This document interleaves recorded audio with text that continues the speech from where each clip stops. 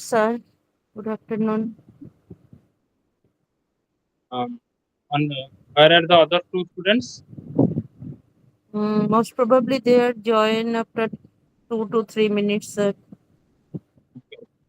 Okay.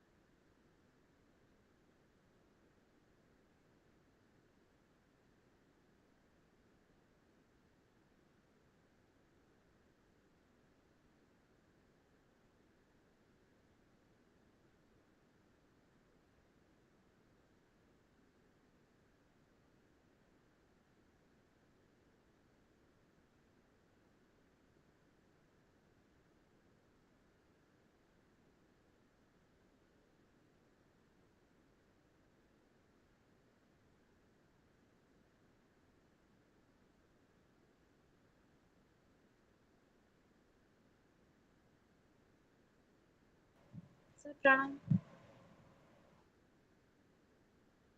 Good afternoon. Good afternoon.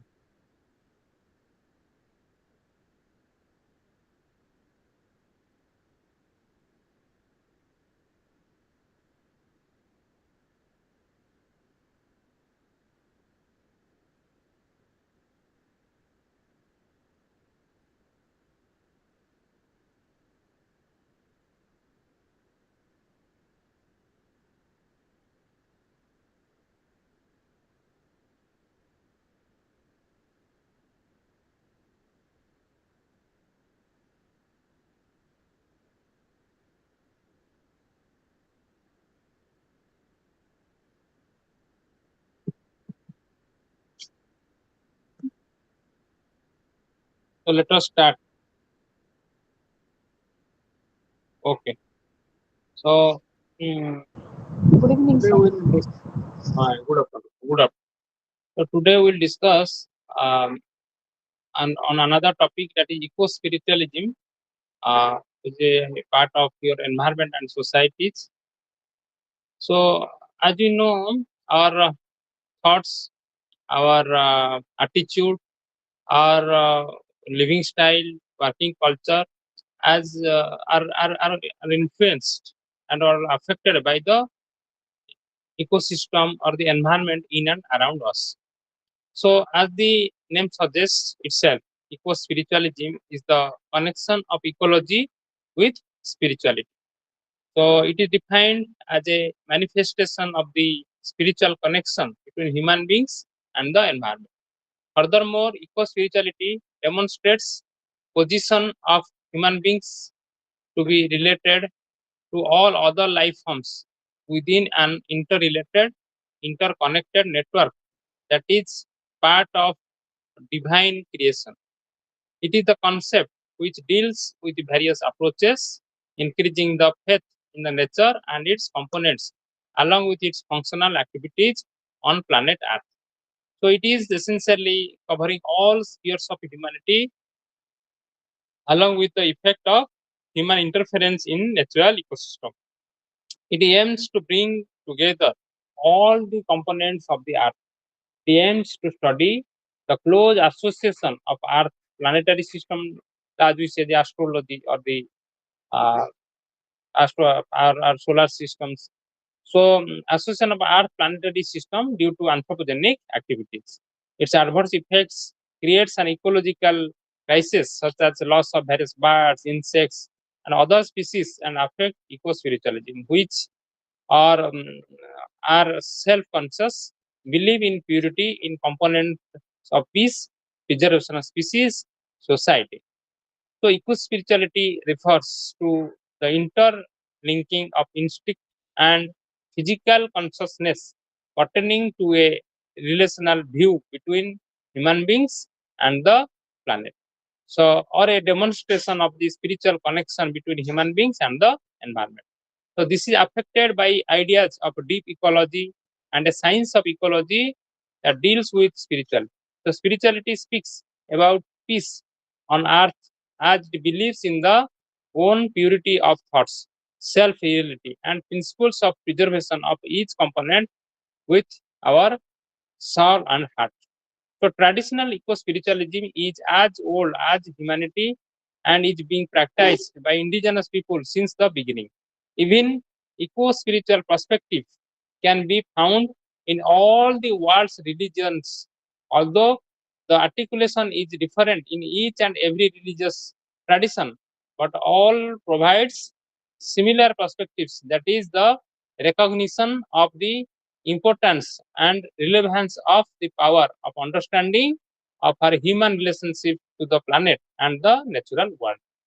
So we know in a whole solar system, our Earth is, you see how small. And if you see the whole cosmosphere or if the galaxies, you imagine our planet Earth. And within the planet Earth, as a human being, how small we are. So we, some way or other, are controlled by the whole um, cosmosphere or planetary movements or the solar movements or the effect or the impact of solar energy. So traditional, so spirituality speaks about peace on earth as it believes in the own purity of thoughts, self-reality, and principles of preservation of each component with our heart and soul. So traditional eco-spiritualism, no doubt, is as old as humanity and is being practiced by indigenous people since the beginning. Even eco-spiritual perspectives can be found in all the world's religions, although the articulation is different in each and every religion traditions, but all provides similar perspective, that is recognition of the importance and relevance of the power of understanding of our human relationship to the planet and the natural world. Such spiritual beliefs create a real and critical religious imperative that as believers to demonstrate harmony through acts of spiritual love and care for all beings and creature now, so as well as for future generations. For example, Christians have reinterpreted the biblical story of state that rather than God giving absolute authority over nature to humanity. So God instead means that humanity is a spiritual duty, is a spiritual duty of care and sustainable stewardship for nature and planet. What do you mean by stewardship? Anybody from the students? What do you mean by stewardship? Stewardship. Stewardship means actually judgmental. Be judicious when we are using the natural resources. What will be the impact? What much I should take? So stewardship means intelligent and wisdom during the use of nature and natural resources. So the central monistic or philosophy of a Hindu tradition, that is Vedanta, recognizes that um, fundamentally all life in one, that in essence everything is reality, and that this oneness finds its natural expression in a reverence of all things. As we speak, God is everybody's soul. ସମସ୍ତଙ୍କ ଆତ୍ମାରେ ଭଗବାନ ଅଛନ୍ତି or ସମସ୍ତଙ୍କ ପାଖରେ ଭଗବାନ ଅଛନ୍ତି. That we understand actually practically. So under that basis of feeling, we respect all the living beings on the planet Earth. We respect the plants, trees, etc. It deals with sustainable ideas for crisis control techniques, harmony among each creature on earth, allowing Buddhist peace in self to transform a violent, non-conscious human towards his actions towards environment. So it takes people away from the materialistic thoughts and consumer behavior. So we should not behave like a consumer. We should behave like a uh, man of understanding. We should behave like a entity of understanding. We understand the whole planet. We understand the whole living systems or ability systems. That we say the philosophy of think global, act local. That means we have to act locally to have an impact globally. So that we cannot, as an individual, I cannot control the whole planet. I cannot control the whole globe, but I can act by my level or by at my level, so that the impact will be cumulative overall the planet or overall the cosmosphere. So think local, think global, act local. The central monastic philosophy of Hindu, that is, so we see this. So it deals with the sustainable ideas of crisis control, techniques, harmony among each creature on earth, follow with this peace in self to transform a violent, non-conscious human towards his actions towards environment. It takes place away from materialistic thoughts and consumer behavior. So deep insights of ecology as an individual says about his unsustainable nature while running behind money, growth in economic terms, and not thinking that survival does not mean to fulfill the physical needs, excitement and moods maintaining activities, but fulfilling nature into self, flowering blossoms of care for creatures in world, dealing with religious, spiritual knowledge, as in cultures towards generation of one society, thinking of all are one and welfare of all in oneness in nature and that should be observed.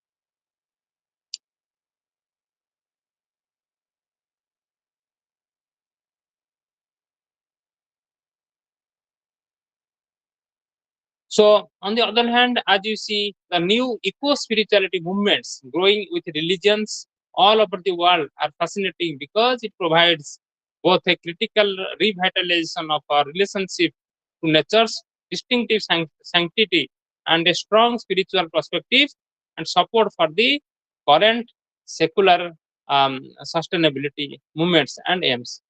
So, so then we say that ecological crisis, or we can say crisis, is at its peak in all print and electronic media, as we see each and every day. How environmental crisis, environmental scenarios are becoming poor and poor. So everybody is falling a trap or falling a victim of it. So, environmental magazines, ecological viewpoint on the intimate environmental ecology crisis definitely has its point. So, we have established uh, mm, we have established various methods in farming, many technological applications has come up in implementation. But or we can say we are going intensive farming to produce more crops for the or to feed the global population. So that no doubt on one hand we are getting a positive impact or getting more harvested product. On the other hand, also we are putting a negative impact on the natural components like soil and water. So ecological viewpoint on implementing environmental ecology crisis definitely has its point. We have established various methods in farming. Many communities and civilizations have been grown at fast pace, be um, uh, positive weather and climate circumstances. So now we are on great acceleration of development. That we are say we are on a world of anthropocentrism or human-centric development. We are progressing in a society. So it is mainly whatever the developments you see in and around us, mainly human-centric, human need based, but not it is at the center of the wildlife or at the center of the species diversity or at the species of water resource conservations or we can say soil conservation. So mainly it is a neglected part or it is not in the focus, but the focus is an anthropocentric or human-centric development. With these, admittedly, a problem of factual images and a lack of clear social aspect, yeah, and ecological footprints on planet Earth have been shown, um, yeah, shown to have some equivalent responsibilities or opportunities to have an impact on the progress and development. So the outcomes of crisis, as we know, uh, outcomes of the crisis require a possible and technological intervention. And issues focusing on environmental crisis and threat needs to have more light on social change. Justice is demanded for analytical tools, generating practice of sustainable development, uh, and should be wisely undertaken in development of a policy framework by researchers, economists, state agencies, and team of various ecological and environmentalists. So as we know, the country India is a highly populated country. So number one, occupying the number one position in the world. Its biggest problem is the population, and all other factors are associating to create more and more ecological crisis by pollution, destruction of natural habitat, loss of keystone species, wetland destruction, and that presented variable participatory, judicial, and societal impacts. It requires analytical, experimental studies based on data of human sustainable needs which are controlled by insights, inner problems in environment. The levels of difficulty is of concern to research institutions like you can say DBT, Department of Biotechnology, CSIR, Council of Scientific and Industrial Research, then UGC, University Grants Commission, Indian Institute of Technology, Niger, National Institute of Science and Education, Indian Institute of Science and Education, IIMs, Indian Institute of Management. So many organizations are there in India who are taking the concern of this difficulty. And private agencies also undertaking different research, communities, and their philosophy of deliberately increasing green natural resources based on algae, microbes, fungus, mycorrhiza, etc. Species engaged in soil conservation, management of pollution, and formation of sustainable nature and natural resources. So, how we can take the research or the research and development, taking into account even a smallest of the smallest living organism on the planet Earth, that may include algae, microbes, fungi, or mycorrhizae. So then what we can summarize, like a common pool resource should be managed with proper techniques, involvement of various government officials, rural, local people, policy framework or policymakers, and non-ignorance of values at a whole. Joint management in resources deals with ideology that plays a crucial role in resource conservation and self-analytical part of sustainable use. It also reflects on various theories, patterns, principles dealing with the role of social dominance, political ideas. Then you see evolutionary theories, criticism of anthropocentrism, as we are saying, human-centric developments, economic gap between rich and poor, not justifying the poor environmentally, economically, also socially, or even in health facilities. So, in a holistic approach for ecological or environmental crisis created or done by humanity and society in different aspects. So, there is a spiritual idea of being single, unique in planetary maintenance and sustainability techniques utilization. The life forms are faced with big responsibility for controlling the acceleration in pollutants, pollutant addition, natural and man-made disasters, intensity, frequency, melting of ice, caps in polar, subpolar, and Antarctic regions. Some coastal island will we know many scientific predictions by climatologists or scientists, environmentalists, that the low-lying lands of Kolkata, Chennai, or Mumbai cities will be submerged as the glaciers are starting to melt because of the global warming. Um, Maybe up to 2100 due to the rise in seawater or sea level rising. So we scientists, or we as a common citizen of the um, country or the whole planet are trying to best to keep the temperature rise by maximum 1.5 degrees centigrade. If it goes near to even or more than that, it will have a larger impact on the whole glacial systems of the planet Earth. So this needs the ethical action by group of those creating Earth the worst place to reside, and by learning social ecology in holistic um, approach. So corporate communities to understand a risk with solution to us from scientific community, providing monetary demands for research, political, ethical action in overall strategies, which could be done in resource management.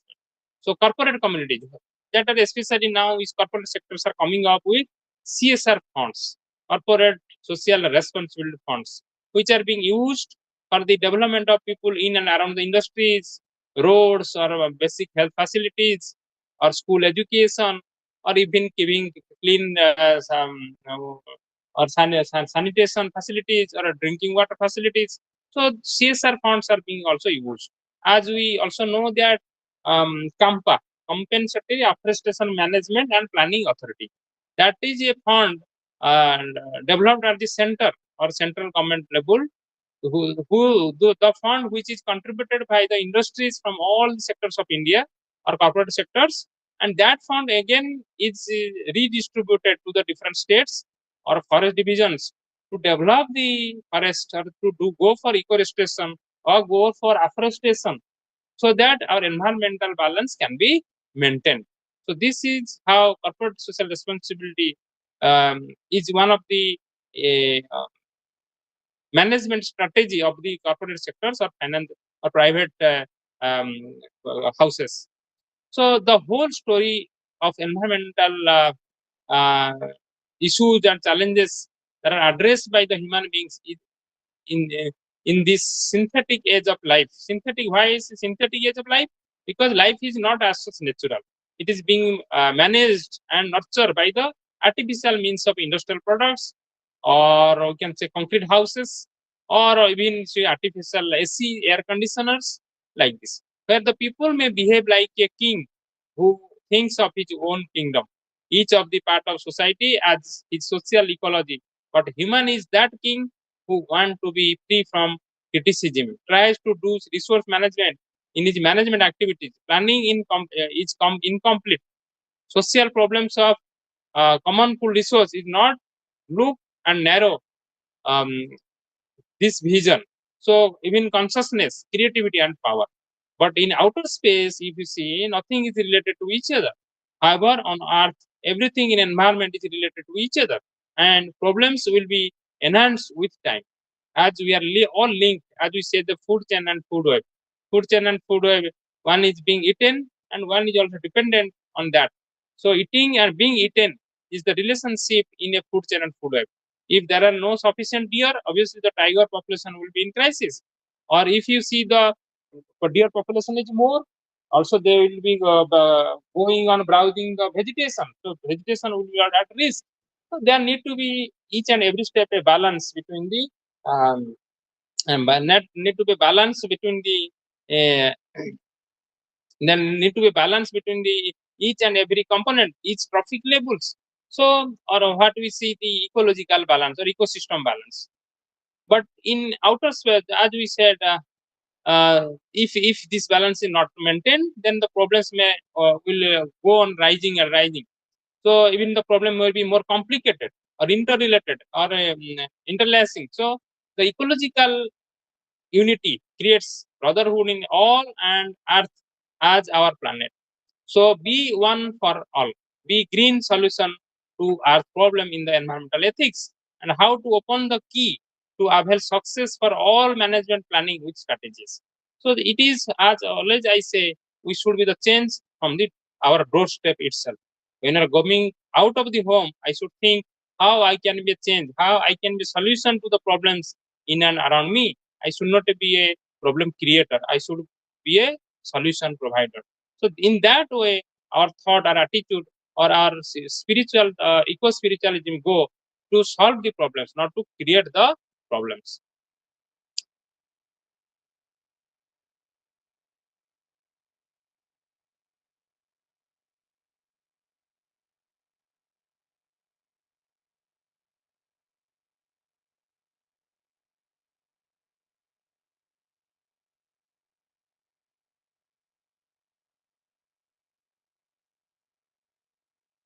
So already we have given a discussion on the population and human environment. So as we know, or we have discussed human population and environment, how environment is going to be affected due to the population growth. Let us have some more discussion.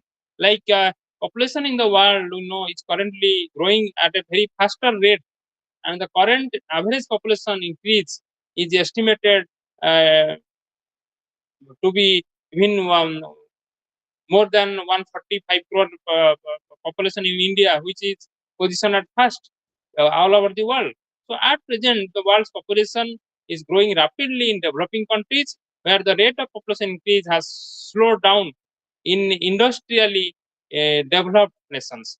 So the ever increasing global human population has its impact on on the environment, and the natural resource of the planet Earth are finite. As we know, or we have told, we have been told that, or we have been discussing, the planet Earth's land is limited, the resource is limited, but it needs time to reproduce, needs time to replenish, time and needs time to regenerate.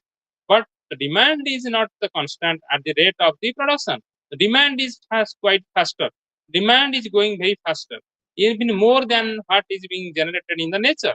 So there are greater risks from overpopulation. So humans have used natural resources to fulfill their needs, even at the cost of the environmental degradation. We overlook the environmental justice, or we overlook the um, justice to the poor. It is widely accepted that humans are directly responsible for the sixth mass extinction and the global climate change. So biodiversity loss, climate change, pollution, deforestation, water and food shortage have been huge caused by our huge and ever increasing population. So human population has grown beyond Earth's sustainable means to generate the resources. Rapid human population growth has caused several environmental problems. So humans' impact on the environment because of unsustainable consumption patterns and ever increasing population is quite unimaginable. It is beyond our expectation. So according to the Global Footprint Network, humans require 1.75 Earths to produce enough natural resources to match our consumption rates and ever growing population. That means we need the planet of Earth like 1.7.5 times. Almost we say double the planet Earth. We need two planets Earth to meet the current needs of demand. So is it possible? That's why we are searching life, searching how life can be existing on other planets. We are searching for Mars. We are searching for um, searching for other planets nearby our planet. So in this way, so food is at the core of the sustainable development goals. The requirement of food is very fast. The requirement of food is very what we say quite demanding. Even that's why we are not able to feed our population with quality food or quality drinking water. So food is at the core of sustainable development goals. The second of the UN 17 SDGs is to end hunger, achieve food security, and improve nutrition and promote sustainable agriculture. So then, what are the objectives after studying? How should we have our objectives? Like how we can control the population, how we can feed the increasing population growth in the country.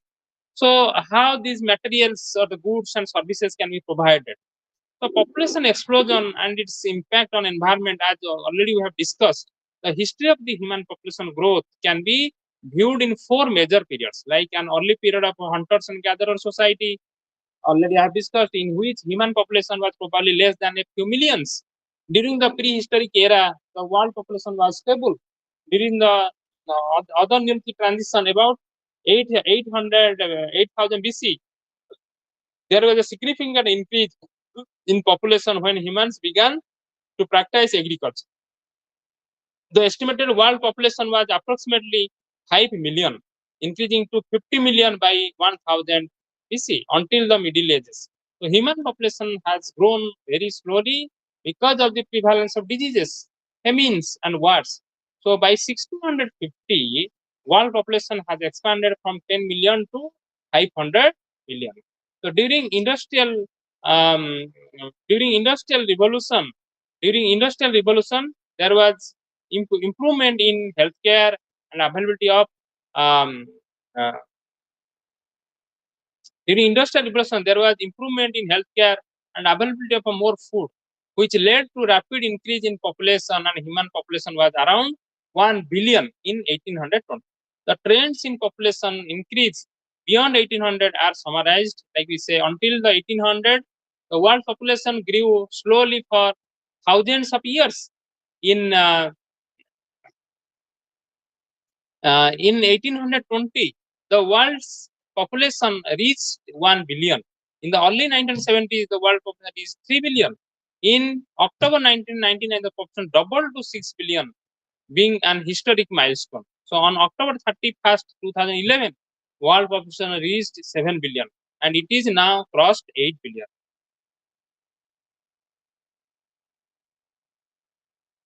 So annual growth rate of human population attained its peak in the late 1960s when it was around 2%.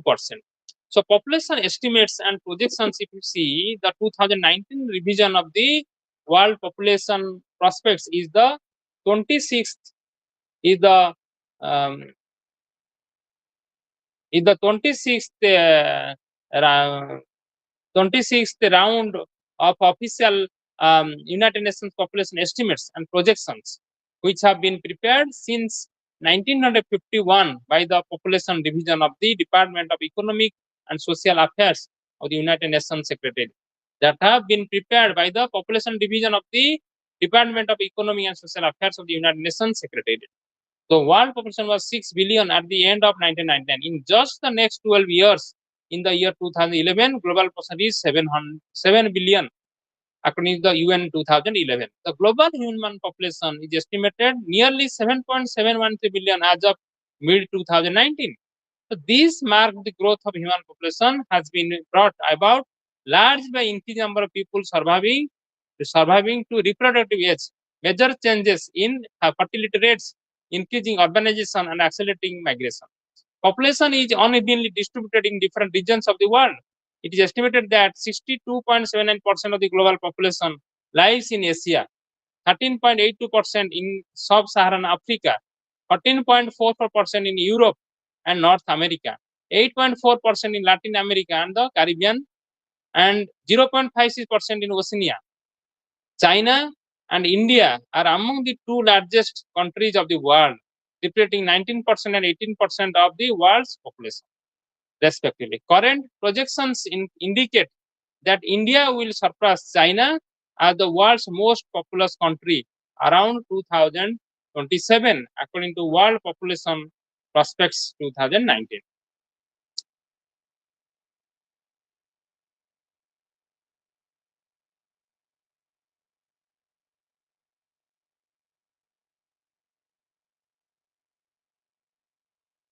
So as you see the population structure, which is usually shown a population pyramid. So a population pyramid can be drawn up for any area, for a whole continent or country, to an individual town, city or village. A population pyramid or age structure graph is a simple graph that conveys the complex social narrative of a population through its shape. So the overall shape of the pyramid tells us about the present balance between the different age groups and between males and females. The population can be categorized into three types, like expansive, young and growing population, constrictive, elderly and shrinking, and stationary, little or no population growth. The three basic shapes of population pyramids are, we can say, expansive population, constrictive population, or stationary populations.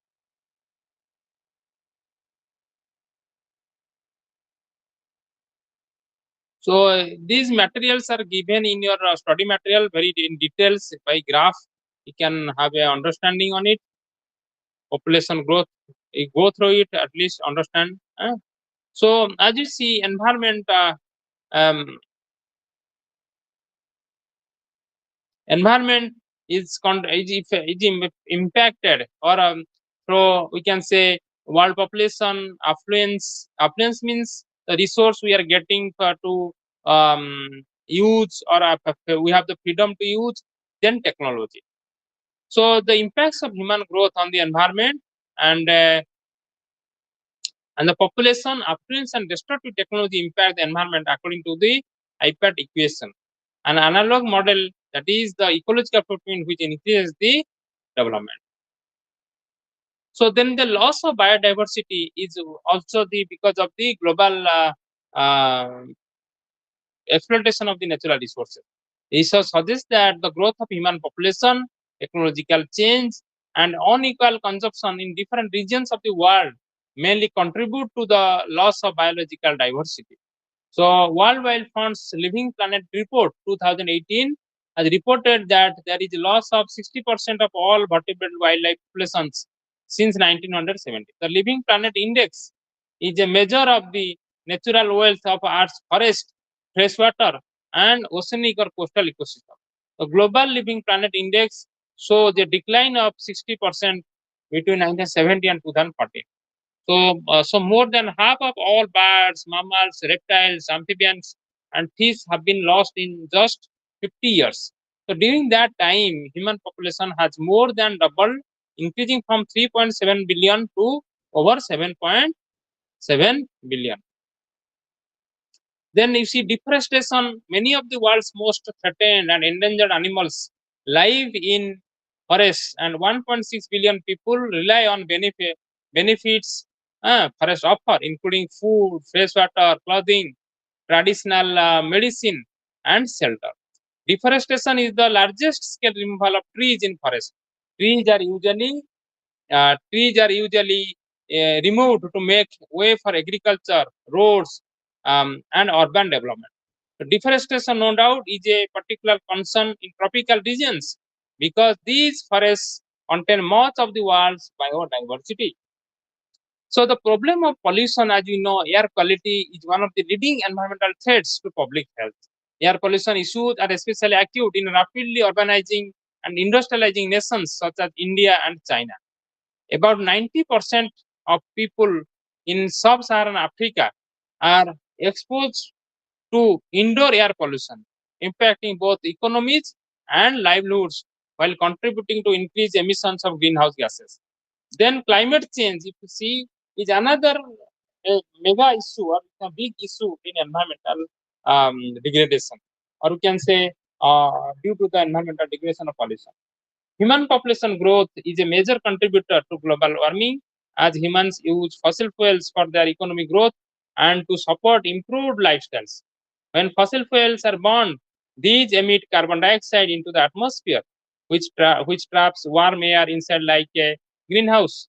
The UN Intergovernmental Panel on Climate Change, in its fourth and fifth assessment reports in 2007 and 2014, has provided a strong scientific evidence of global warming.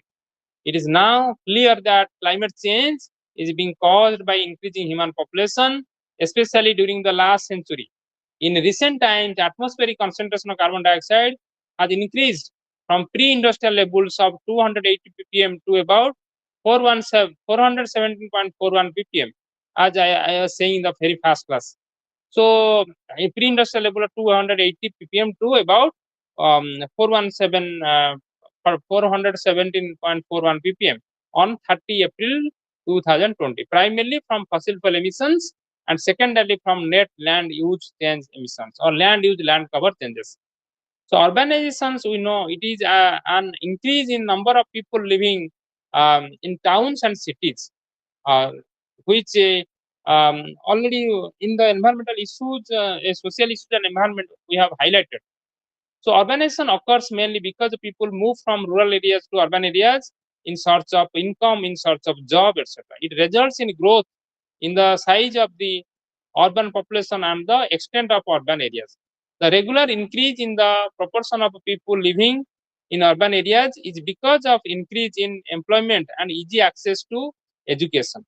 The world has urbanized rapidly since 1950, and projections indicate that it will continue to urbanize in the coming decades. In 1980, we know 1.731 billion people worldwide, that is 39% of the world population, were living in cities.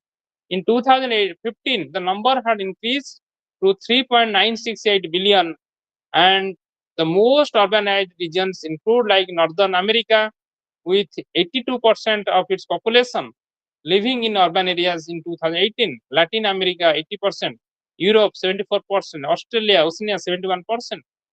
So the level of urbanization in Asia is now approximately 48% of the total population. In contrast, in sub-Saharan Africa, only 38% of its population lies in urban areas. So then after urbanization, due to land use land cover change, then we lead towards land degradation. So land degradation is the long-term loss of production capacity of land and ecosystem services, affecting the livelihoods and food security of billions of people. The main causes of land degradation are inappropriate land use and management, loss of soil organic carbon, soil erosion, salinization, acidification, waterlogging, desertification, mining, soil compaction, loss of soil biodiversity, nutrient imbalance, and loss of soil biodiversity. So rapid expansion and unsustainable management of croplands and grazing lands in different regions of the world are the most extensive direct drivers of land degradation, which causes significant loss of biodiversity and ecosystem services. The annual cost of land degradation has been estimated at 10% of global gross domestic production in terms of loss of biodiversity and ecosystem services. So, in this way, land degradation, climate change, deforestation are affecting our environment. So, then comes after these impacts, we then face the crisis of food security or shortage of food. So, food security, no doubt, is one of the greatest challenges facing society today. That's why there are different food security schemes to the people of India, like midday meal to the school children, or we can say mm, um, 1 kg rice for 1 rupee, or so many food security schemes have been brought in India to eradicate poverty, to eradicate the um, uh, minimum requirement or this crisis of poor health of the lower sections of people.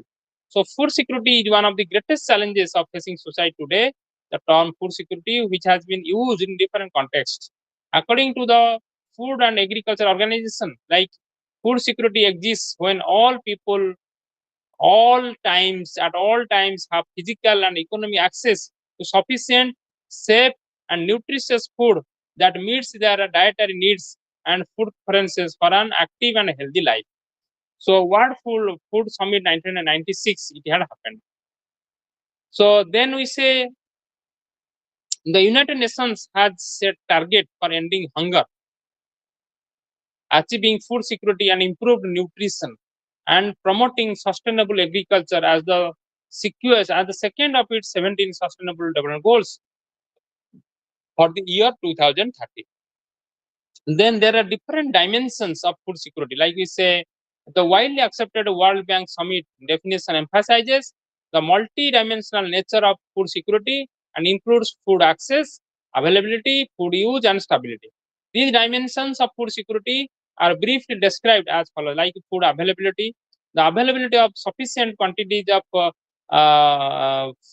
food of appropriate quality supplied through domestic production or imports.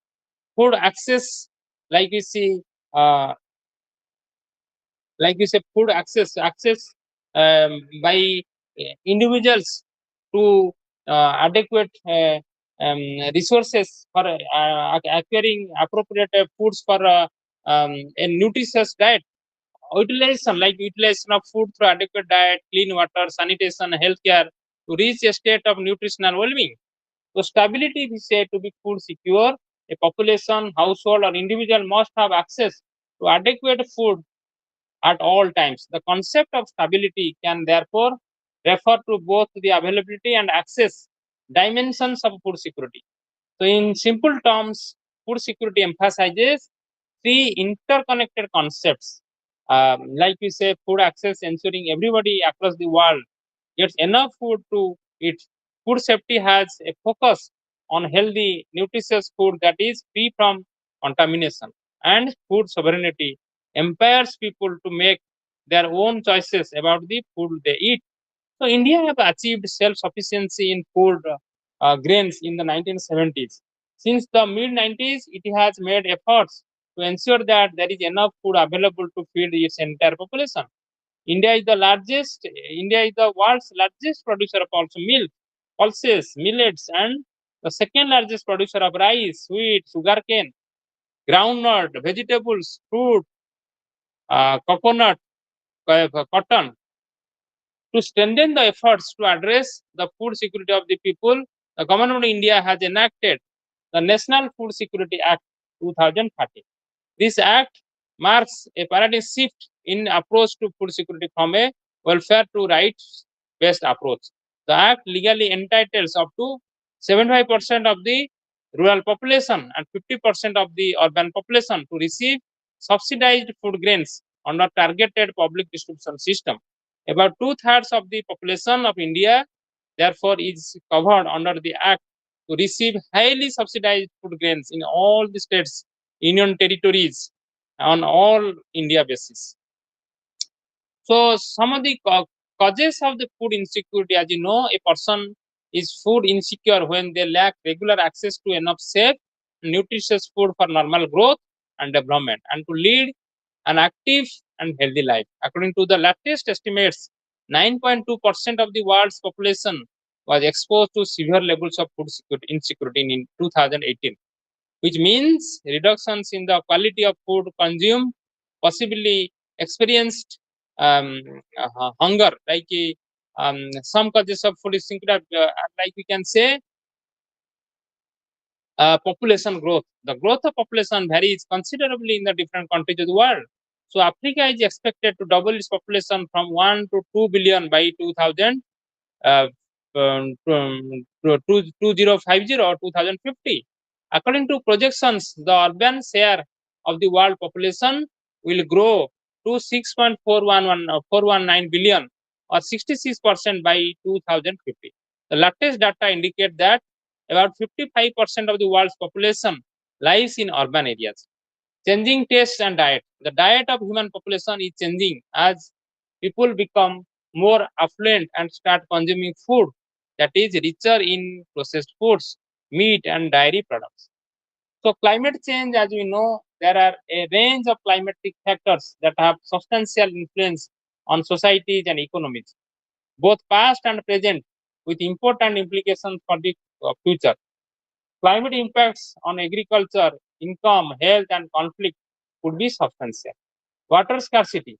According to the International Water Management Institute, IWMI, agriculture accounts 70% of the total freshwater withdrawal for production of food and fiber. So agriculture, no doubt, uses most wastewater. So for production of food and fiber, cereals, fruits, meat, cotton, etc. Rain-fed agriculture is the most common method of agriculture in developing nations. India's green revolution, no doubt, for example, relied on irrigation to greatly improve productivity, but it also massively reduced groundwater reserves. So, India ranked 72nd or 72nd second in the 113 countries assessed by the Global Food Security Index in the year 2019 based on 4 parameters, that is affordability, availability, quality, safety, and natural resources and adjustment. India needs to take needed initiatives to improve its food security and overcome the constraints such as supply, water scarcity, small land holdings, low per capita gross domestic product, and inadequate irrigation. Strategy to improve food security, like we can say, food systems and the environment are highly interconnected. With the right choices, innovations, and public commitments, agriculture could shift from being a major stress for environmental degradation to a leading force for improved climate change adaptation and mitigation. That's why also we are trying climate resilient agricultural systems. So there is a need to integrate with biophysical aspects of the system through the preservation of biodiversity, maintenance of healthy soil systems, maintenance of a buffering capacity in water bodies, etc., and socio-economic aspects of the system. Knowledge transfer, development of organizational capacity, elimination of poverty cycles, etc. Then we can say how materialism and consumption. Materialism and consumption is also the factor, one of the major factors of environmental degradation. Materialism, we know, refers to an individual, uh, refers to an individual, um, refers to an individual. Material refers to an individual characteristic for the material well-being, while consumerism is the promotion of the consumer's interest in a modern consumer society. So we can distinguish materialism. It refers to an individual characteristic for the material well-being.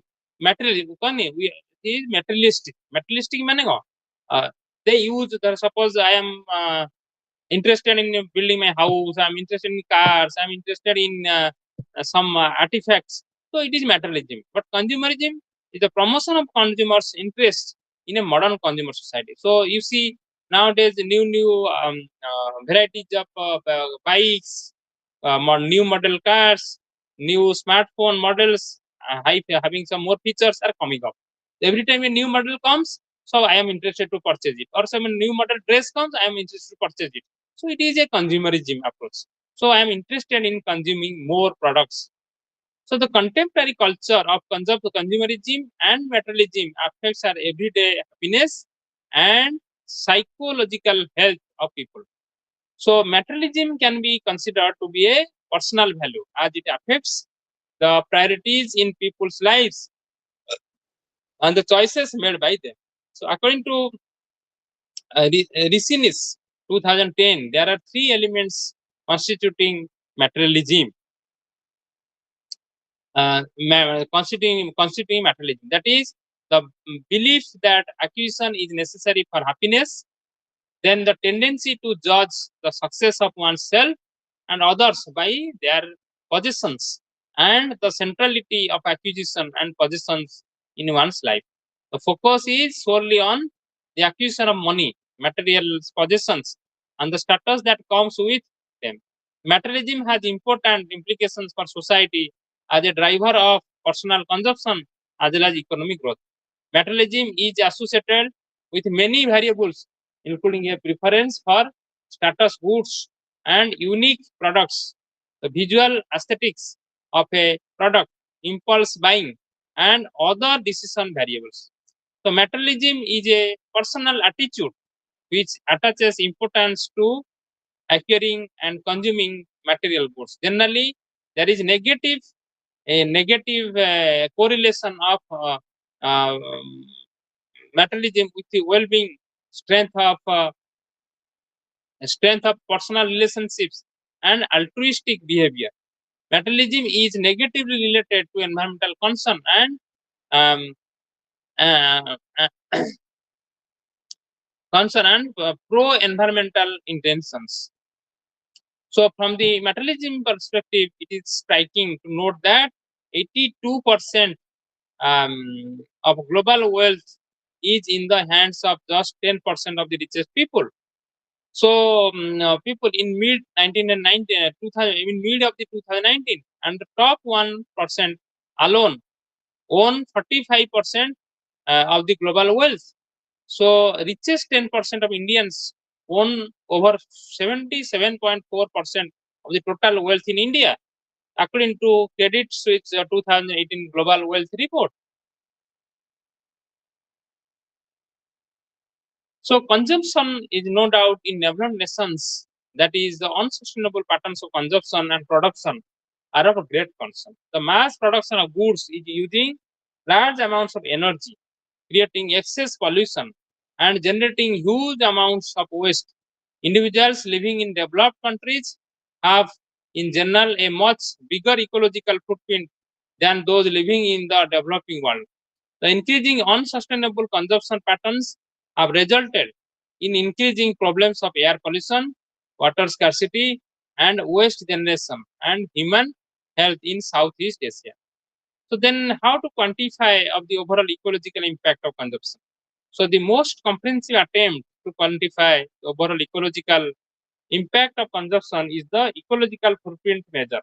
The ecological footprint compares actual human consumption of resources and ecological services against nature's supply of such resources and services.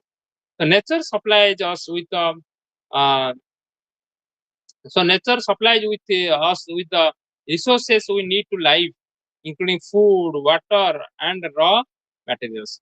So it also provides ecological services such as climate regulation, air quality regulation, and disease regulation.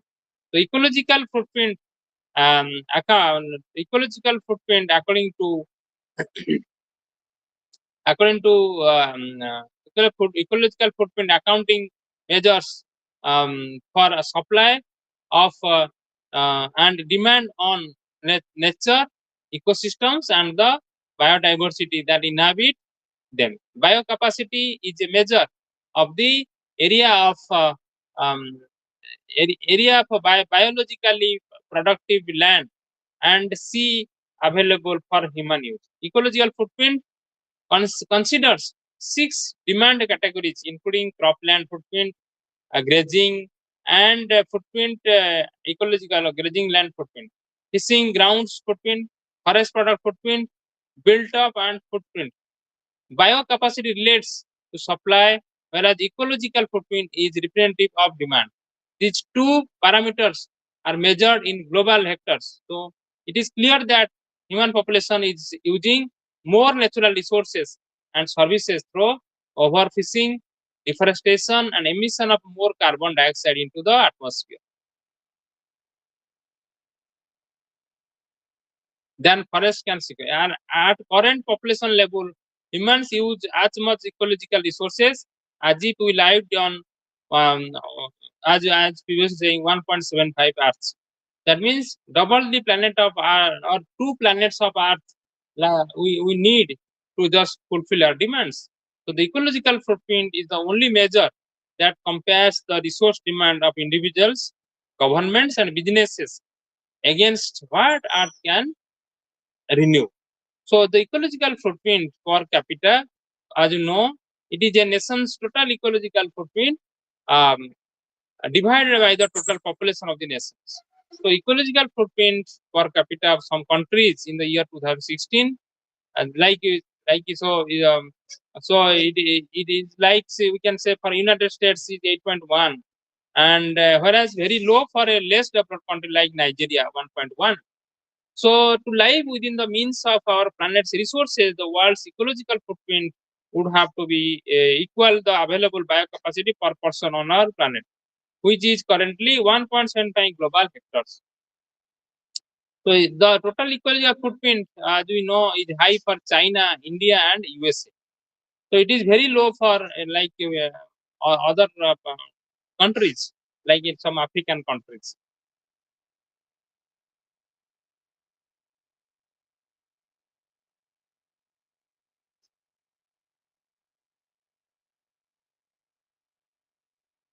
So, some aggregate ecological footprint, total ecological footprint of countries' population in global hectares, and the countries with the highest aggregate ecological footprints have high population. The ecological footprint of the top 5 countries make up about 50% of the global total.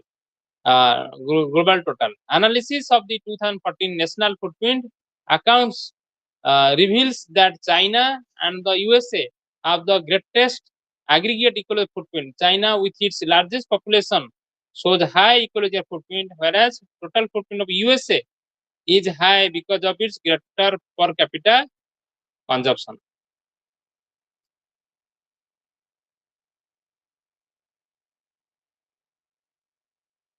So, as we see, ecological footprint analysis can allocate total footprint um, among consumption components, typically food, shelter, mobility, goods, and services. The patterns of consumption vary among countries. So, in low-income countries like Tanzania, for example, 94% of the ecological footprint is determined by food and housing demand. In the case of the USA, with the increase of disposable income, consumption increased because of greater mobility, possession of goods and services, accounting for a larger share of the population's ecological footprint. According to national footprints, uh, according to the national footprints accounts 2014, India has an ecological footprint of 1.12 global hectares per person and is a biocapacity of 0.45 per person, for which it means it is an ecologically deficit country. So there are ways in which ecological deficit countries can balance themselves, including by increasing their net imports over exports. So minimizing the overuse of their ecosystems and using the global commons by carbon debiting. So in recent times, green consumerism is increasing. More people are recycling using reusable shopping bags and water containers. So by buying hybrid or electric cars, etc., keeping in view the environmental criteria. Eco-labeling is also helping consumers to make environmentally conscious decisions.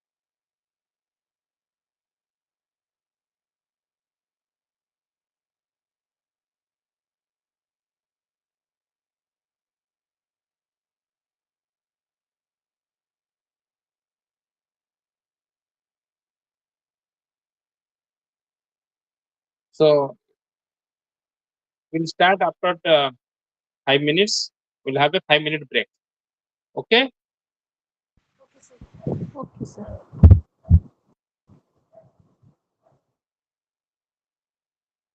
Yes, sir.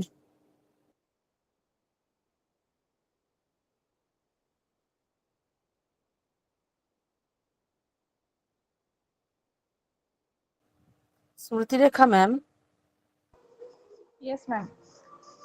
Ma'am ଇଏ ଆପଣମାନଙ୍କ ଯୋଉ ଇଏ ସେଇ ସ୍ମୃତି ପ୍ରଜ୍ଞା ମ୍ୟାମକୁ ବି କହୁଛି, ଯୋଉ ଆପଣମାନଙ୍କ mail box ଟିକେ ଦେଖୁଥିବେ, ଯଦି MEVE-13 ଆଉ MEVE-19ଟା ଆସେ ମତେ ଟିକେ ପ୍ଲିଜ ଫରୱାର୍ଡ କରିଦେବେ ହ୍ୱାଟ୍ସଆପରେ, କାରଣ ମୋର ତ ମେଲ୍ ଟା ନାହିଁ ନା ସେମିତି, ତ ମତେ ଟିକେ ପ୍ଲିଜ ଫରୱାର୍ଡ କରିଦେବେ କୋଉ ଦିନ ଆସିବ। ଆଚ୍ଛା, ଠିକ ଅଛି ମ୍ୟାମ୍। ଠିକ ଅଛି ma'am, thank you. Welcome ma'am.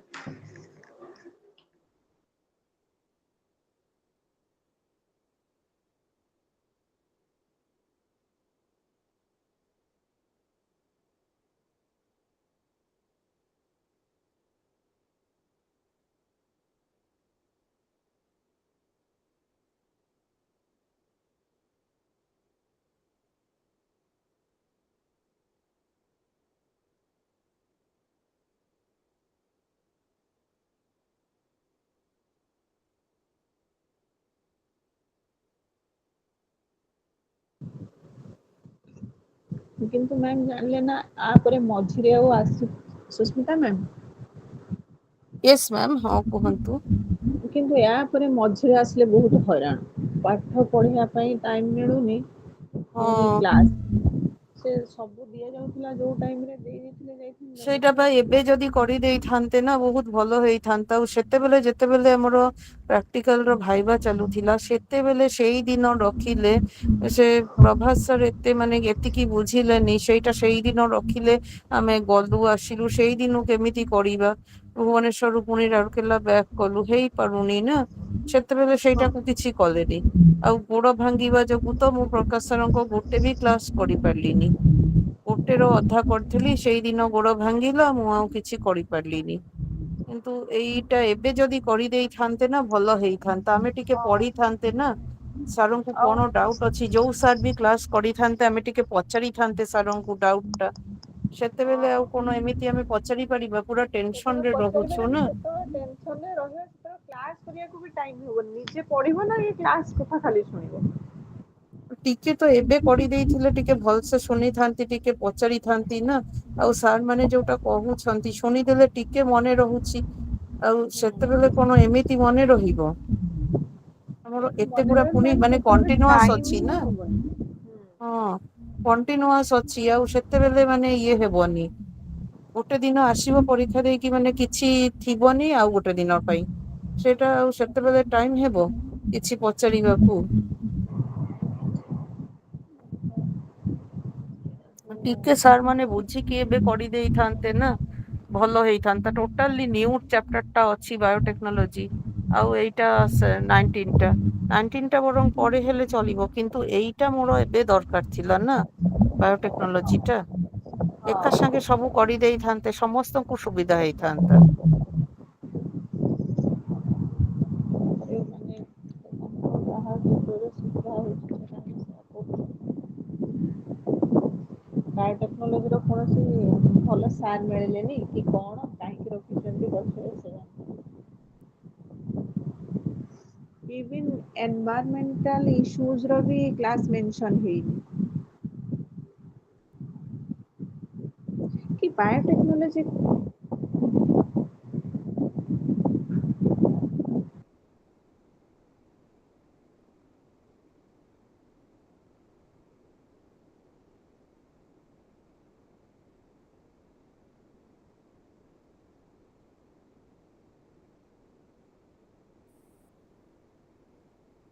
କେମିତି ହାତ ବାଜିକି କଟିଗଲା ମ୍ୟାମ୍।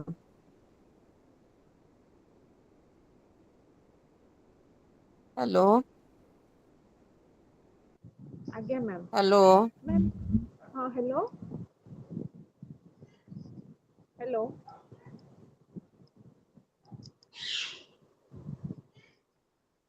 ହ୍ୟାଲୋ ହ୍ୟାଲୋ ଆଜ୍ଞା ମ୍ୟାମ୍ ଶୁଣିପାରୁଛନ୍ତି? ହଁ ମ୍ୟାମ୍ କିଛି ଶୁଣା ଯାଉନି କଣ ପାଇଁ। ହ୍ୟାଲୋ ଆଜ୍ଞା ହଁ ମ୍ୟାମ୍ ହାତଟା ବାଜିକି କଟିଗଲା ମୋର। ଓହୋ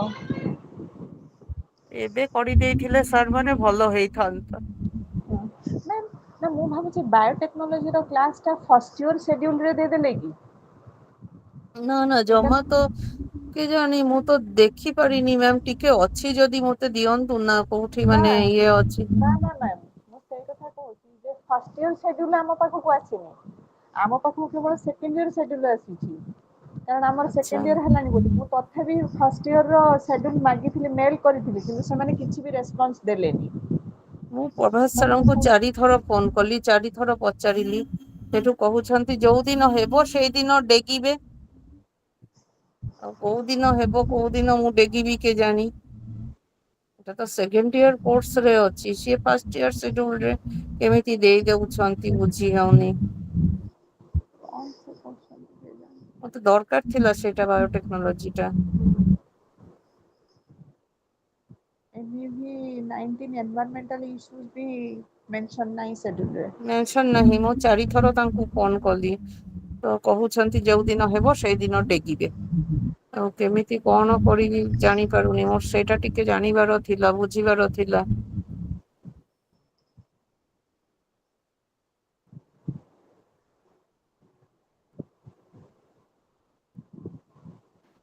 So welcome back. Yes sir. Yes, sir.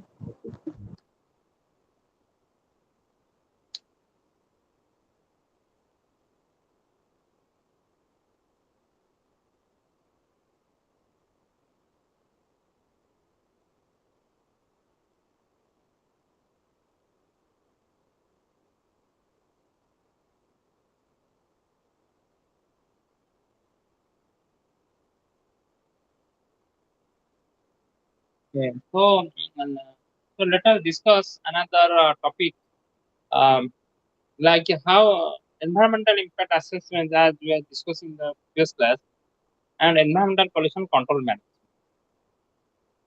So in this, we can learn about the possible effects of a project or developmental activity to take remedial and preventive actions to avoid environmental impacts, to plan long-term sustainable development in a geographical region, taking into socio-economic and environmental accountability, to gain knowledge on pollution control management systems, to be aware of components of environmental management system, to learn the benefits of implementing environmental management system. So, as we know, environmental impact assessments are carried out to assess the consequences of individual projects or of policies and programs. Environmental impact assessment is a process of evaluating the likely environmental impacts of a proposed project or development, taking into account interrelated socioeconomic, cultural, and human health impacts, both beneficial and adverse. So, United Nations Environment Program defines environmental impact assessment as a tool used to identify the environmental, social, and economic impacts of a project prior to decision making. So, it aims to predict environmental impacts at an early stage in project planning and design, find ways and means to reduce adverse impacts, shape projects to be suitable to the local environment, and present the predictions and options to decision makers. So, by using environmental impact assessment, both environmental and economic benefits can be achieved, such as reduced cost and time of project implementation and design, avoided treatment or cleanup costs, and impacts of laws and regulations. The environmental management system, like we say, an environmental management system is a formal framework for improving environmental performance and running a cleaner operation overall. When we are proactive about management, the right thing for the environment does not have to be the wrong thing for your business. An environmental management system is a powerful tool for reducing waste and improving efficiency without sacrificing profits. An environmental management system, or we shortly it is called EMS, environmental management system, can be developed in compliance with the ISO 14001 standards. So, which is a part of a international standards organization strategy to implement its environmental policy and address governmental regulations. So you must have seen many organizations they have keep their on the wall ISO certification, ISO 14001, ISO 14000, ISO 9000, ISO 1. So those are the certification systems for effective management. And EMS environment management system focuses resources on meeting the commitments identified in the organization's policy, which could include reducing or eliminating the negative environmental impacts of its products, services, and activities, and or increasing their positive effects. Then purpose of EIA, what actually we want to do in a EIA project. Like EIA is intended to identify the impacts, both beneficial as well as adverse, of a proposed public and private development activity.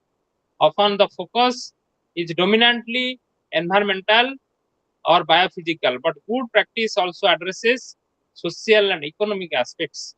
So EIA is mainly used at the level of specific developments and projects such as dams, industrial plants, transport infrastructure, airport runways and roads, farm enterprises, natural resource exploitation, and sand extraction. Strategic Environment Assessment, or SEA, is a sister tool applied upstream at the level of policies, plans, and programs. Like strategic environmental assessment, EIA is most valuable when applied early in the planning process for a project as a support to decision making. So it provides a means to identify the most environmentally suitable option at an early stage, the best practicable environmental option, and alternatives to the proposed initiative, and thus avoid or minimize potentially damaging and costly negative impacts and maximize positive impacts. So, what are the components of EIA? Like, although legislation and practice uh, vary around the world, the fundamental components of an EIA would necessarily involve the following stages, like screening. So there are different screening, scoping, and assessment and evaluation of impacts and development. As I was saying, PDCA cycle: plan, do, check, act. So in the screening phase, to determine which projects or developments require a full or partial impact assessment, that we have to screen out. Like we say, screening of the candidates for a post. So many candidates apply, but we screen by the screening, many are caught because of the some scrutiny criteria. So which project need EIA environmental impact assessment, that we have to do by screening. Then scoping to identify which potential impacts are relevant to assess based on legislative requirements, international conventions, expert knowledge, and public involvement. To identify alternative solutions that avoid, mitigate, or compensate adverse impacts on biodiversity, including the option of not proceeding with the development. Finding alternative designs or sites which avoid the impacts, incorporating safeguards in the design of the project, providing compensation for adverse impacts, and finally to derive terms of reference for the impact assessment. Assessment and evaluation of impacts, assessment and evaluation of impacts and development of alternatives to predict and identify the likely environmental impacts of a proposed project or development, including the detailed elaboration of alternatives. So, what are the different components of the EIA. Then what are the different components of the EIA, like reporting the environmental impact as a statement or EIS or EIA report, including an environmental management plan and a non-technical summary for the general audience. Then a review of the environmental impact statements based on the terms of reference, like scoping and public, including public participation, or we say public hearing, as I was saying, social hearing or public hearing.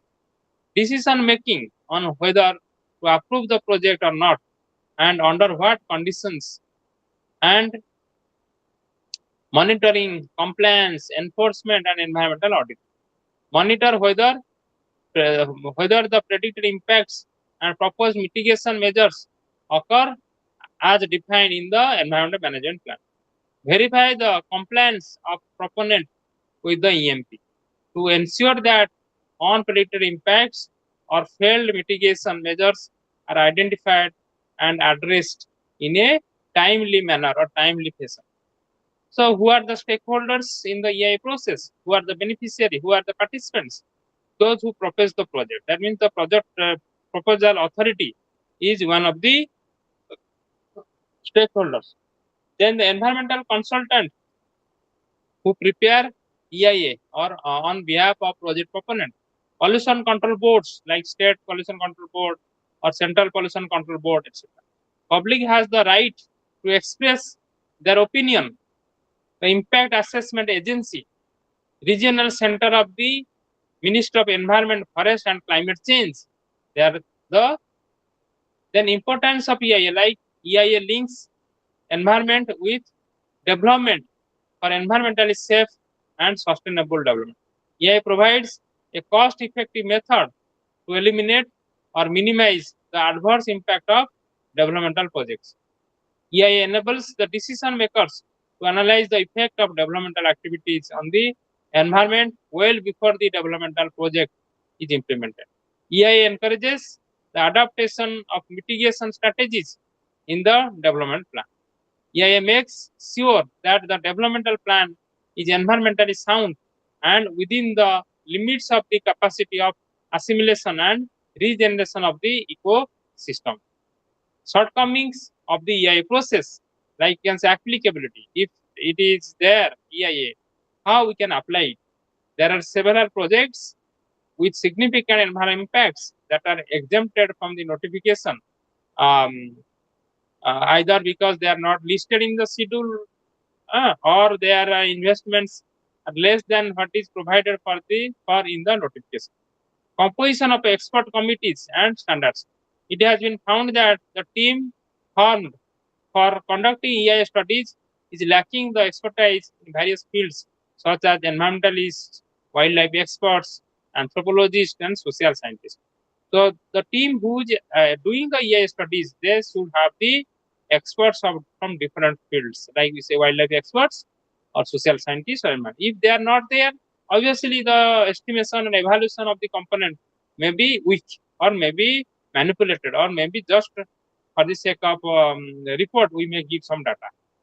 So public hearing or public comments are not considered at an early stage, which often leads to conflict at a later stage of project clearance. So public comments is must nowadays to accompany with the project proposal. So what the people are saying, how the people are viewing the project from which corner. A number of projects with significant environmental and social impacts have been excluded from the mandatory public hearing process. The data collectors do not pay respect to the indigenous knowledge of local people. Then some quality of EIA, if you see, one of the biggest concerns with the environmental clearance process is related to the quality of EIA report that is being carried out. Then lack of credibility. Lack of credibility also is one of the points. So there are so many cases of fraudulent EIA studies. Fraudulent means false studies or not well-studied EIA reports. Just to give the manipulated data where erroneous data has been used, same facts used for two totally different places, often and more so for strategic industries such as nuclear energy projects Uh, the environment management plans are kept confidential for political administrative reasons. So details regarding the effectiveness and implementation of mitigation measures are often not provided. The emergency preparedness plans are not discussed in sufficient detail, and the information not disseminated to the communities. So environmental management system, like we say EIA, there are three primary processes of a management system that include core processes, their outputs, and the identification of significant environmental aspects and impacts. So key supporting processes such as those for maintaining awareness of legal requirements, ensuring competency of employees, providing infrastructure, communicating environment management system information, and monitoring and evaluating environmental performance. The management system supporting processes such as document control, record control, and internal auditing. Like many quality management systems, environmental management systems reinforce a need to align processes into integrated systems of processes, all focused on providing the highest value to the customer. So, in this sense, the primary customer of the environment management system is the total, is the local, regional, and global environment. Secondary customers may include the organization's owners or shareholders and customers, government agencies, and employees. So ISO 14001, that is 2015, and environment management systems. The International Organization for Standardization, ISO shortly, called developed an international standard uh, ISO 14000 one to specify requirements for environmental management systems according to ISO. So more than 3 lakh organizations in 171 countries have certified to ISO 14001, including more than 3,800 companies in the United States. So the ISO standard was devised in 2015. So as part of the development process, ISO conducted a continual improvement survey to develop an understanding of the needs of current, past, and potential users.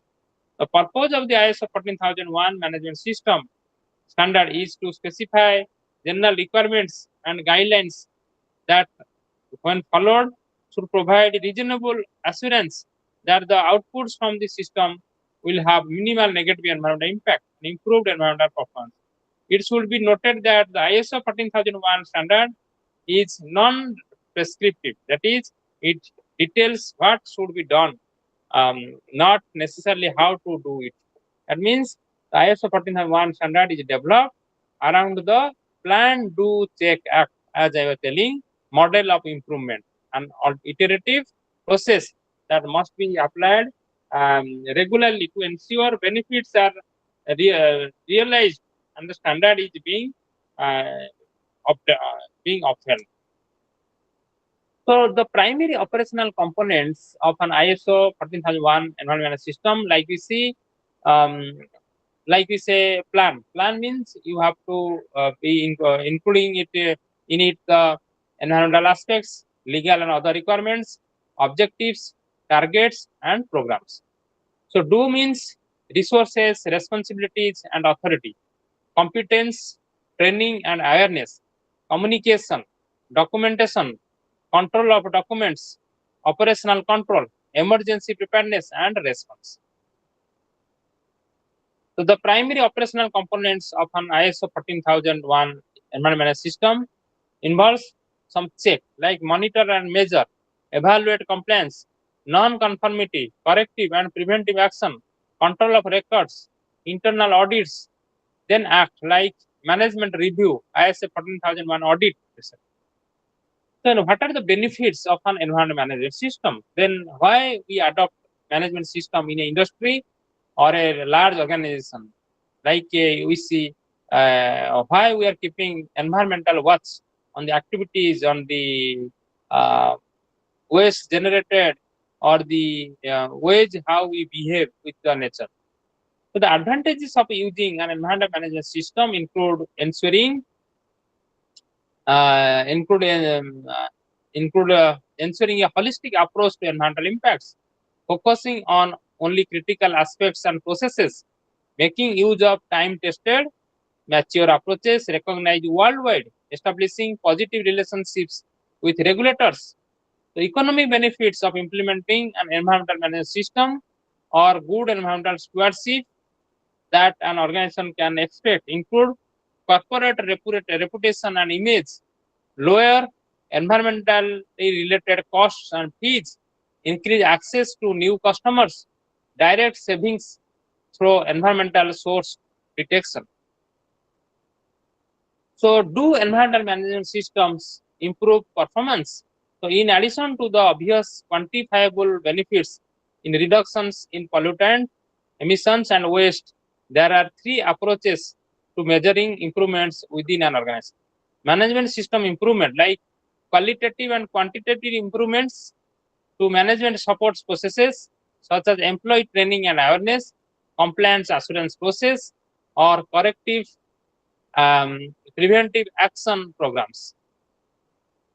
So organizational reputation is also a matter when we adopt the uh, management systems or systematic management approaches in dealing with the activities or monitoring the activities of our laboratories in the organization or the individuals. So unquantifiable improvements in an organization's reputation or improved relations with the regulatory bodies, community organization, other interested parties, it enhances the relations so that the policy regulators see that the organization is maintaining the environmental protocols. So then financial benefits also we get, like some projects or some financial incentives from the government, we also get it.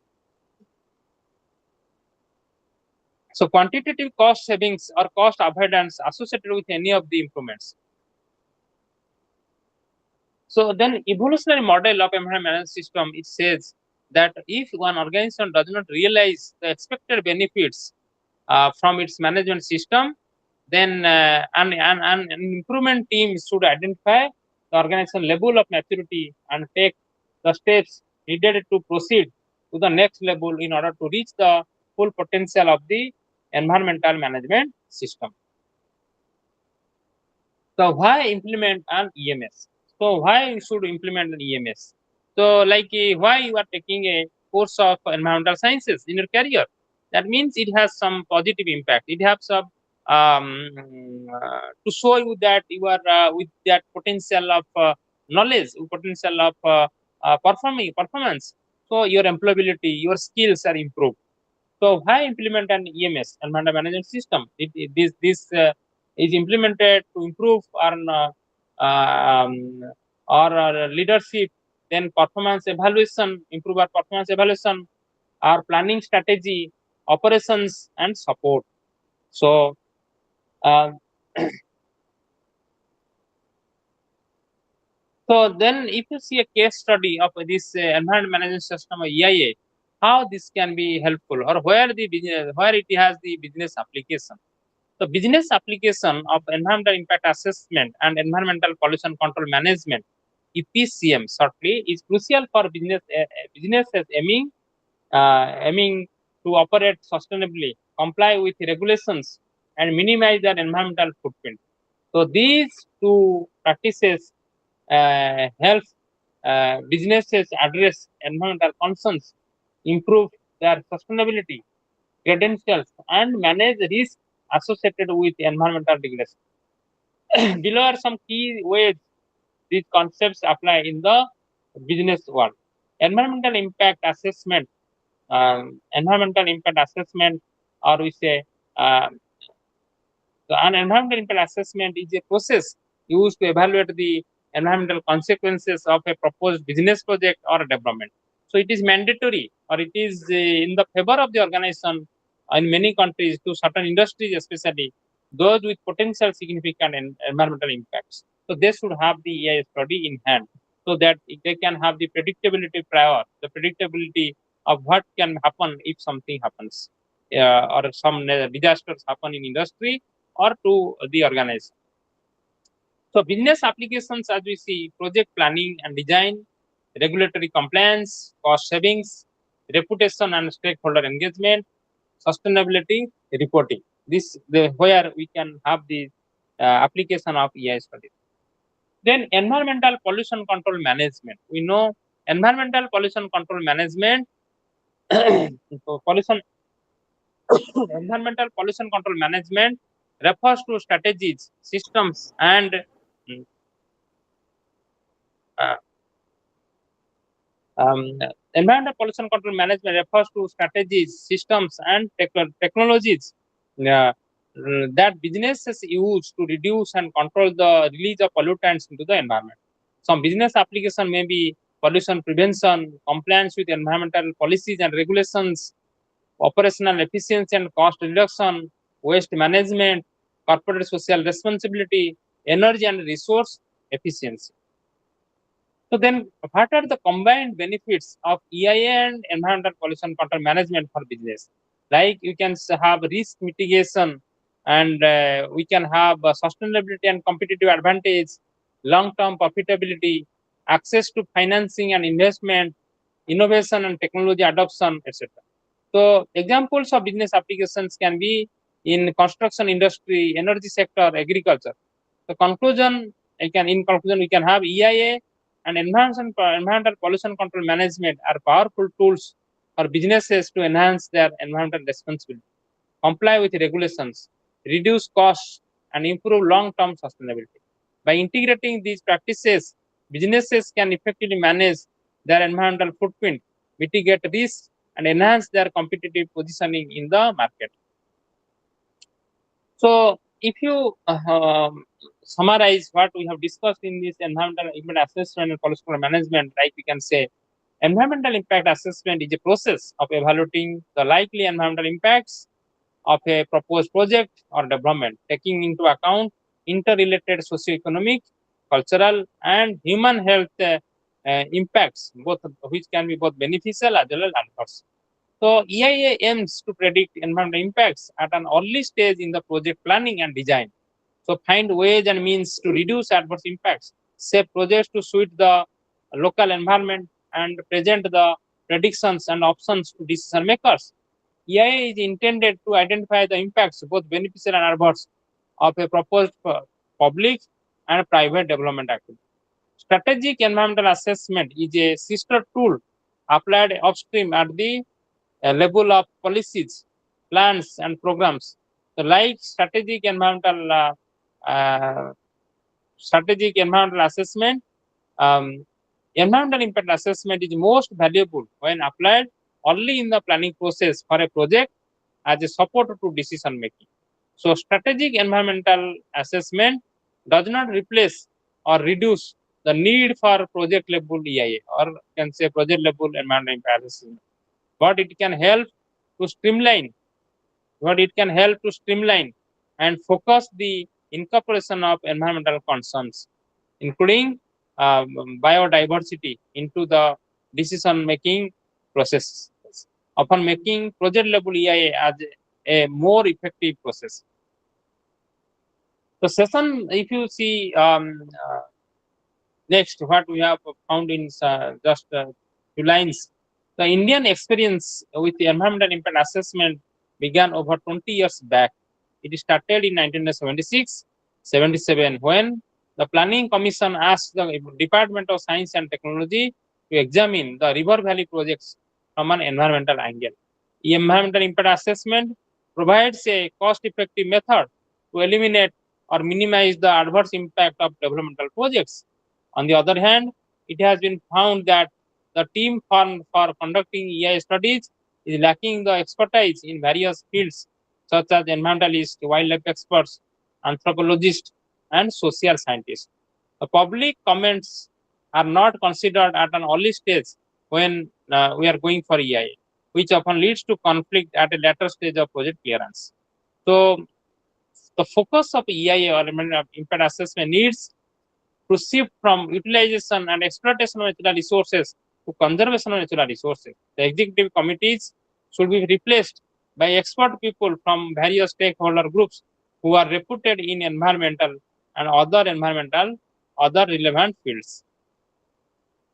So an environmental management system is a formal framework for improving environmental performance and running a cleaner operation overall.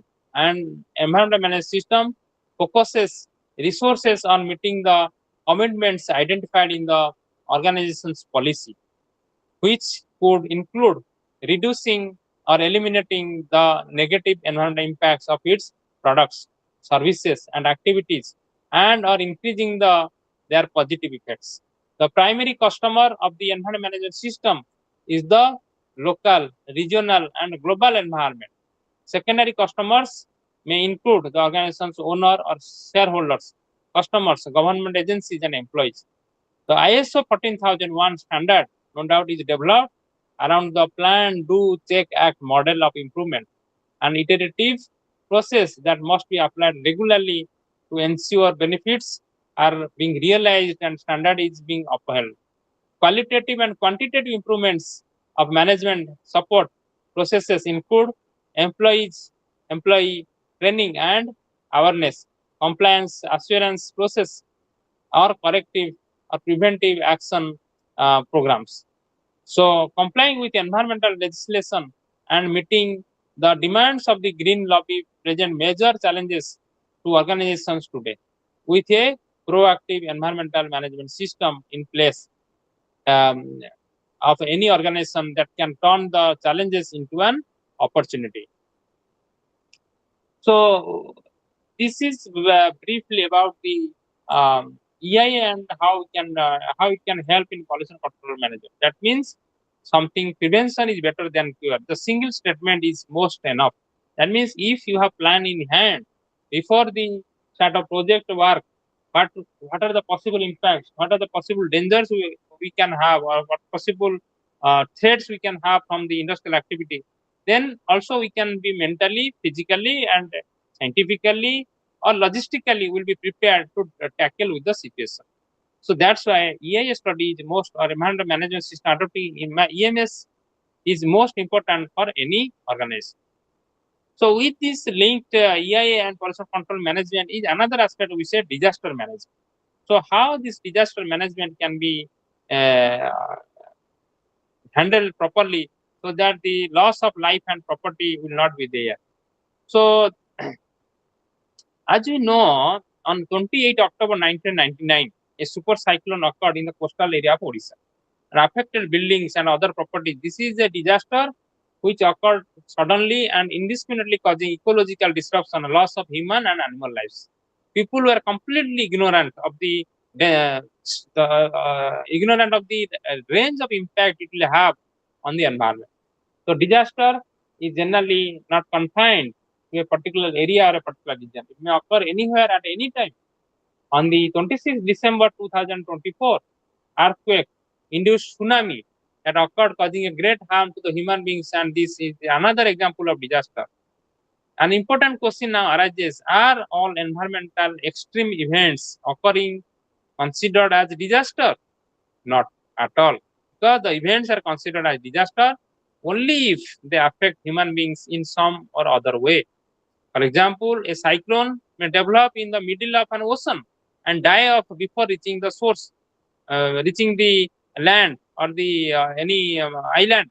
So it is not an environmental disaster because it can origin on the ocean and also vanished in the ocean. So it will not have impact on the terrestrial ecosystems of houses, buildings, trees, electricity infrastructure, or agriculture like this. So it will not be a disaster. So similarly, a volcanic eruption in an island without human population is an environmental extreme, but but do not it is but not as environmental disaster because there is no population, nothing. So environmental, so the volcanic eruption will happen, or it will close, it will stop, or it will lava will flow. It will not damage the life and property or agricultural field or the life or anybody. So it is not so any environmental extreme cannot be a disaster. So we have to be cautious when using the word disaster. Thus, it may be stated that all even environmental disasters are extreme events, but all environmentally extreme events but do not cause immediate loss to human beings. So we have to be prepared for this. Like you can say there are two types of environmental disaster. One is natural disaster, another is called man-made disaster. So the natural disaster, like we say, the examples of natural disaster, like we say, volcanic eruption, cyclones and hurricanes, earthquake, landslides, droughts, floods, tidal waves and fast floods, high storms, high winds, cold waves, heat waves. Man-made disasters. The example of man-made disasters are earthquakes, nuclear explosion, release of toxic chemicals like Union Carbide, episode Bhopal, war, etc. These are called the man-made disasters. So different types of environmental disasters, like you can say flood and droughts, are also sometimes man-made. Floods are caused by human activity like sand mining from the riverbeds or deforestation. Because deforestation, all of a sudden the water flows down the watershed areas into the rivers without having any break.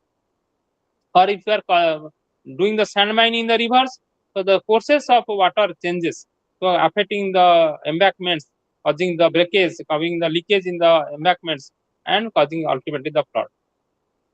In Odisha, the flash floods sometimes occur by opening of Hirakto Dam gates without any prior warning to the affected people in the downstream areas. Droughts are man-made because of deforestation, overgrazing. But in fact, floods and droughts are natural disasters. Man-made disasters are further subdivided into three types, like we can say environmental emergencies, complex emergencies, and pandemic emergencies. The environmental emergencies we say like this includes technological or industrial accidents, usually involving hazardous substances like Bhopal gas disaster that occur where these substances are produced, used, or transported. So large forest fires are also included because they tend to cause by humans. Complex emergencies, like you say, these involve a breakdown of authorities, looting, and attacks or strategic installations, conflict situations, or war also belong to this category of complex emergencies. So these type of like we see in now Indo-Pak case. So pandemic emergencies like these involve a sudden outbreak of a contagious disease that affects health, disrupting services and businesses, inviting economic and social cost. So this is called like COVID-19 pandemic case.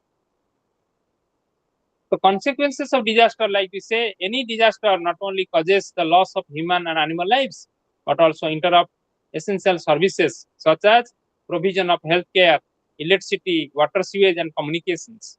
The interruptions seriously affect the health, social, and economic networks of local concern and long-lasting impact on people long after the immediate effect. So disaster management can be defined as the organization and management of resources and responsibilities that deal with the humanitarian aspects of emergencies in terms of preparedness. The response and recovery in order to decrease the impact of disasters. So there are the following are the disaster management aspects like types of disasters, disaster impact and response, disaster preparedness, then disaster relief, disaster prevention, disaster recovery. So in this way, we can manage the disasters. Sometimes disaster impact and response, or the impact of a disaster on the human beings, animals, plants is very great. Just after the occurrence of the disaster, the following steps are to be taken out.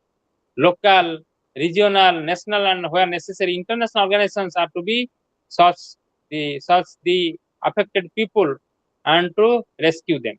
Whenever possible, first aid to be provided, and seriously injured persons are to be provided adequate hospital treatments. Disaster victims are to be provided with necessary relief with water, food, clothing materials, etc. Basic sanitation and personal hygiene are to be provided. To prevent epidemic, required vaccination is to be given to the affected people. Number of persons or animals succumbed to the disaster are to be found out and proper care is to be taken for burning the dead bodies. Clearing of roads and debris of the building is to be taken care of. The rehabilitation of the disaster victims is to be also provided immediately for rehabilitation. Some of the disaster preparedness, as we see, these activities are meant for minimizing the loss of life and damage. Preparedness is the main way of reducing the severity of the disasters. The disaster preparedness follows like the steps like to locate the particular region of the state or the country susceptible to the disaster and to be ready for providing effective rescue, relief, and rehabilitation.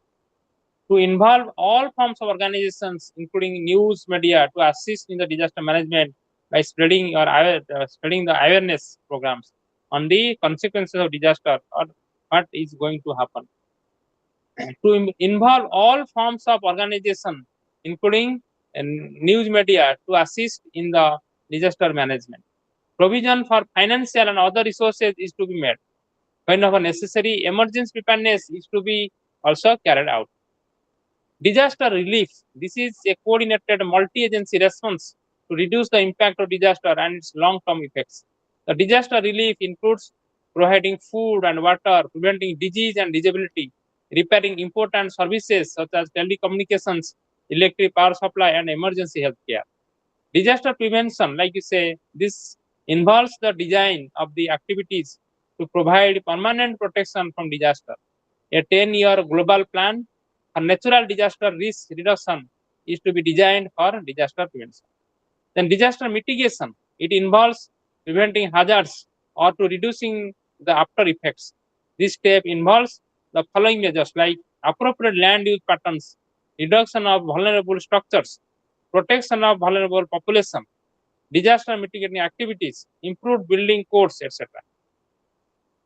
Recovery activities include rebuilding infrastructure, healthcare, and rehabilitation. After the initial crisis is over, the people affected and the communities suffering from damages are to be provided with required help for their recovery. Necessary guidelines are to be framed to avoid similar situations in nature. In future, it may be stated here that the disaster management is to be linked with sustainable development or sustainable development for the vulnerable people and the communities. So, if you see a case study of disaster management or the natural disaster is called the super cyclone in Odisha. All must be aware of the news of super cyclone in that happened 1999. On 29 October 1999, a super cyclone struck coastal Odisha and remained for days. It started as a deep depression in the Andaman Sea, evolved into a cyclonic storm, became very severe, and finally turned into super cyclone storm, moving at a velocity of 25 km per hour. And it had continued even for 36 hours, almost 2 days, on the coastal districts of Odisha. Due to the lack of radio network, the general public could not get informed about the cyclone. The cyclone at 300 km per hour speed continued within 10 coastal districts such as Puri, Khurda, Katak, Jagatsinghpur, Kendrapada, Jaspur, Baleswar, Bhadrak, Ganjam, Gajapati. So places like Paradip, Kujang, Rajnagar, Rajkanika, Patamundi, Kakatpur, Astarang, and other places were adversely affected or very severely affected. We could not recognize the villages, we could not recognize the landscape, how it was before and what had happened after the cyclone. So damages caused due to the super cyclone were like you can say people died in thousands. Many thousands of cattle lost their lives. Road and rail transport were stopped completely for many weeks. Water and electricity supplies remained disrupted. I was a witness. I was at that time staying in the Katak, studying my intermediate of science, plus 2 science. So even SCB Medical, the major healthcare facility in Odisha, got electricity after 8 days. So water and electricity supplies remained disrupted. About 2 million hectares of croplands were destroyed. Communication system stopped functioning. A number of trees like banyan tree, mango tree, coconut tree were uprooted. Betel vines, important sources of income in Kakatpur, Vastarang, Pujang are also completely devastated or destroyed. Paradip port became non-functioning for weeks. Innumerable homes and institution buildings were destroyed. Dead bodies accumulated in several places could not be burnt due to non-availability of the dry wood. So it was mass cremated with kerosene, and the dead bodies of human beings were carried in the truckloads of human beings were carried out to the mass cremation site. So I have seen the pictures, I have seen the newspaper articles, I have made also a book on the super cyclone, having all the articles or the pictures caught from newspaper. So I have made a book like to witness this. I am also eyewitness to this disaster. The decomposing dead bodies of people, animals, and birds produced foul smells for which relief operations could not be carried out easily.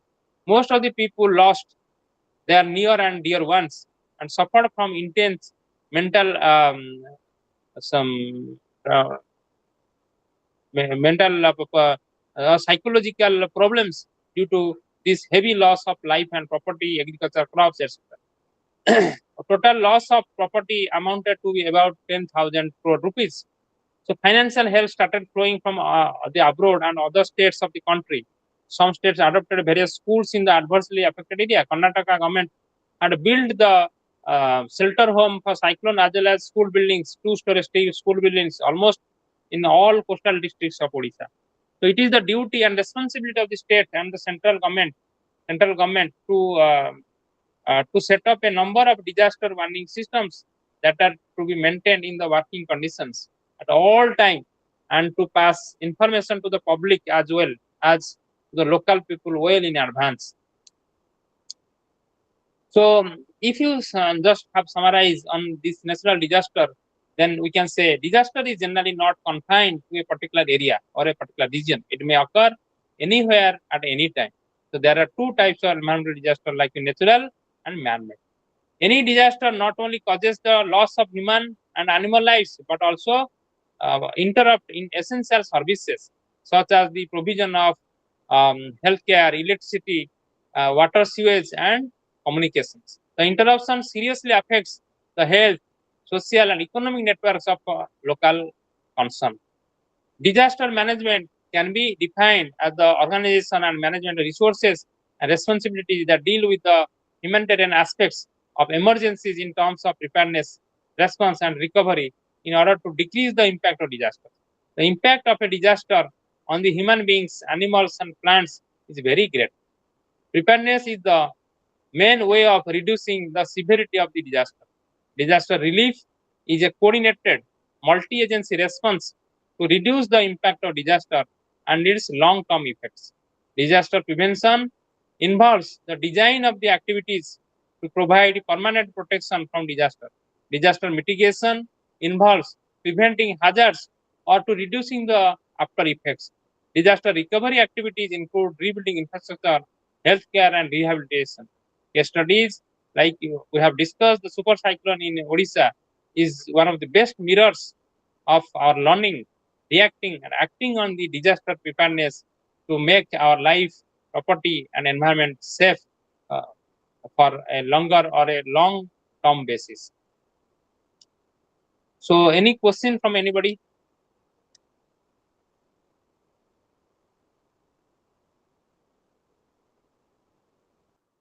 No, sir. Sir Any disaster problem? Sir जो disaster management है I am not audible clearly. Please tell loudly. Sir disaster management Hmm. ଯଦି question ଆସିଲେ ଏ ସବୁ ଗୁଡାକ ସବୁ disaster ଗୁଡାକୁ describe କରିବାକୁ ପଡିବ ନାଇଁ ନାଇଁ କ୍ୱେଶ୍ଚିନ୍ କ'ଣ ଆସୁଛି ସେ ଅନୁସାରେ ଦେଖିବ ଟିକେ ଆଉ ମୁଁ ଡିଜାଷ୍ଟର ଟପିକ୍ କି ଟିକେ ସୋସିଆଲ ଓରିଏଣ୍ଟେଡ୍ କେମିତି ସୋସାଇଟିକି ଆଫେକ୍ଟ କରିଥିଲା ଯେମିତି କେସ୍ ଷ୍ଟଡି ସୁପର ସାଇକ୍ଲୋନ୍ ତମକୁ କହିଲି ତ you can have your own answer no problem ସେମିତି ନାହିଁ କି what all answers are materials are there in the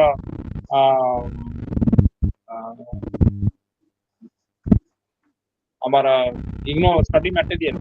You can write from your own attitude, your own understanding also. You can give input, no problem. No doubt, material will help you understand better. Material will guide you the subject broad areas or the subject depth or some ready-made materials are there. No doubt, it will help you. okay sir means according to the question we have to answer I'm not able to hear you. Speak very loudly. Well, sir, according to the question, we have to answer. Yes, yes, yes. Question on the mark. How much mark? Suppose a question has 5 marks, another question has 10 marks. So question may be more or less same, but for a 5 mark question, what you write may not be the same for a 10 mark or a 2 mark question. Na? So you have to be judgmental on your writing. What the question demands, that is the most important. Yes, sir. Sir, local and global movements. The global and movements, global movements. ତ Movement, ସେ ତ ସେଥିରେ sir Bishnoi movement ଆଉ ଦଶଲି Gram Swaraj Sangh, silent valley नहीं movement, actually eco movement means there was a movement, but the environmental movements we are saying. Local movements means the movement which is the just with a purpose to address the local issues, environmental issues. That we can say local, but some global issues are there, like suppose the revolution movement is there for climate change. So the movement will be targeted for globally. But we say Gandhamardan Bachao Andolan. Gandhamardan Andolan is just for the Gandhamardan Hill of the Western Odisha, which is the conductor. So it may not be a global movement, it's a local movement, but its the objective, its perspectives may be global. Maybe like we are trying to conserve the environment, like that happened, the Bishnoi communities had taken the role. So these can be some role models, examples for the whole planet, that these type of things also happen when we are going for the protection of environment. yes, sir. ଆଉ sir Any question from anyone?